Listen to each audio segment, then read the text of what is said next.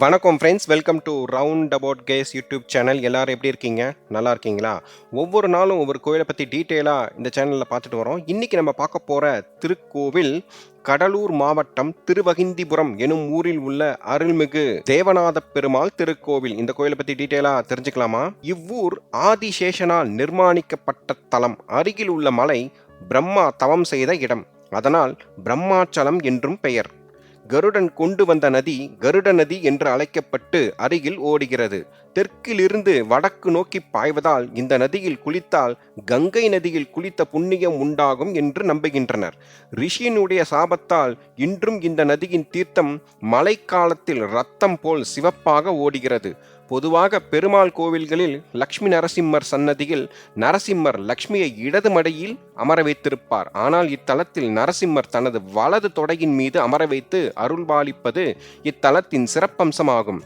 இலங்கைக்கு சஞ்சீவி பர்வதத்தை எடுத்துச் சென்ற போது அனுமாலின் கையில் இருந்த சஞ்சீவி மலையில் இருந்து சிறிதளவு சரிந்து இந்த மலையில் விழுந்ததனால் இது ஔஷாதாச்சலம் என்ற பெயரை உறுதிப்படுத்தி கொண்டதாம். உடற்பிணிகளை போக்கும் ஔஷதிகள் இங்கே காணப்படுகின்றன. அந்த மலையில் லக்ஷ்மி ஹயக்ரிவர் எழுந்தருளி உள்ளார். வேதாந்த தேசிகன் இங்குள்ள ஔஷாதாச்சலத்தில் தவம் புரிந்து ஹயக்ரிவரையும் கருடனையும் கண்டு வரம் பெற்றார். ஹயக்ரிவருக்கு உலகிலேயே இவ்வூரில்தான் முதலில் கோவில் எழுப்பப்பட்டது. பெருமாளின் மங்களாசாசனம் பெற்ற 108 திவ்ய தேசங்களில் இது 42வது திவ்ய தேசம் ஆகும். இங்கு மூலவர் சன்னதியின் மேல் உள்ள விமானம் சுத்த சத்வம் எனப்படுகிறது. வைணவ ஆகமப்படி 6 கால பூஜைகள் தினம் நடந்து வருகிறது. திருப்பதிக்கு செல்ல முடியாதவர்கள் இத்தலத்தில் சென்று நேர்த்திக்கடன் செலுத்தலாம். பெருமாளுக்கு தீர்த்த தாகம் ஏற்பட்ட போது அங்கிருந்த கருடாழ்வாரிடம் தீர்த்தம் கொண்டு வர பணித்தார் பெருமாள். அவர் எடுத்து வர தாமதம் ஆனதால் ஆதிசேஷனிடம் சொல்லி தன் வாளால் அடித்து பெருமாளுக்கு தீர்த்தம் தந்தார். அதனால் அதற்கு சேஷ தீர்த்தம் என்று பெயர் வந்தது. இது ஒரு பிரார்த்தனை கிணறு ஆகும். இது கோவிலின் உள்ளே தெற்கு பிரகாரத்தில் உள்ளது. இதில் உப்பு, மிளகு, வெல்லம் போட்டு பிரார்த்தனை செய்தால் வியாதிகள் குணமாகும். உடம்பில் ஏற்படும் கட்டி, பால் உண்ணி ஆகியவை மறையும். சர்ப்பதோஷம் உள்ளவர்கள் இங்குள்ள சர்ப்பத்தை வழிபட்டால் தோஷம் நீங்கும். இவ்வூர் ஆதிசேஷனால் நிர்மாணிக்கப்பட்ட தலம். அருகிலுள்ள மலை பிரம்மா தவம் செய்த இடம். ஆதிசேஷனால் நிர்மாணிக்கப்பட்ட கிணறு இன்றும் கோவிலில் உள்ளது. பிரம்மா, சிவன், இந்திரன், பூமாதேவி, பிருகு, மார்க்கண்டேயர் முதலானோர் தவம் செய்த தலம் இது. இத்தலம் நம் நாட்டு திவ்ய தேசங்களில் மிகவும் சிறப்பு பெற்றது. வேதாந்த தேசிகன் இவ்வூரில் சுமார் 40 ஆண்டுகள் வசித்து வந்தார். அநேக நூல்களை எழுதினார். அவர் எழுந்தொருளிய இடம் ஸ்ரீ தேசிகன் திருமாளிகை என்ற பெயரோடு இன்றும் விளங்குகிறது. வேதாந்த தேசிகன் தன் திருக்கரங்களாலேயே கட்டிய கிணற்றையும் இந்த ஊரில் காணலாம். தேசிகன் பெருமாளை நாயகா நாயகி பாவத்தில் அனுபவித்து வழிபட்டுள்ளார். தன் விக்கிரகத்தை தானே செய்து கொண்ட தேசகரது விக்கிரகம் இன்னும் இத்தலத்தில் உள்ளது. யுகம் கண்ட பெருமாள் என்று போற்றப்படுகின்றார்.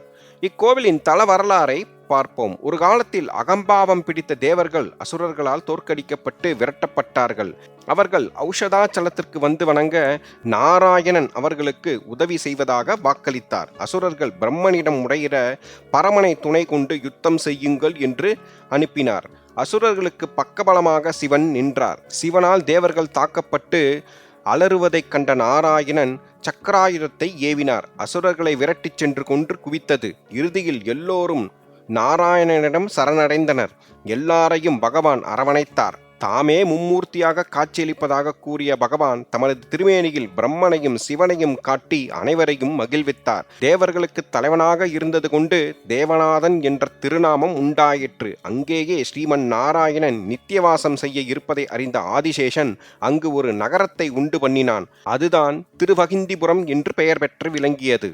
இக்கோவிலின் மூலவர் தேவநாதர், உற்சவர் அச்சுதன், தாயார் செங்கமலம், தலவிருச்சம் வில்வம், தீர்த்தம் கருட தீர்த்தம்.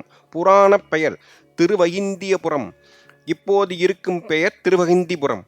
கோவில் திறந்திருக்கும் நேரம் காலை 6 மணி முதல் 11 மணி வரை, மாலை 4 மணி 30 நிமிடம் முதல் இரவு 8 மணி வரை திறந்திருக்கும். இக்கோவில் கடலூரில் இருந்து பன்ருட்டி செல்லும் வழியில் திருவகிந்திபுரம் உள்ளது. பாண்டிச்சேரியில் இருந்து 25 கிலோமீட்டர் தூரத்திலும் கடலூரில் இருந்து 3 கிலோமீட்டர் தூரத்திலும் இக்கோவில் உள்ளது. அருகில் உள்ள ரயில் நிலையம் திருப்பாதிரிப்புலியூர், அருகில் உள்ள விமான நிலையம் புதுச்சேரி.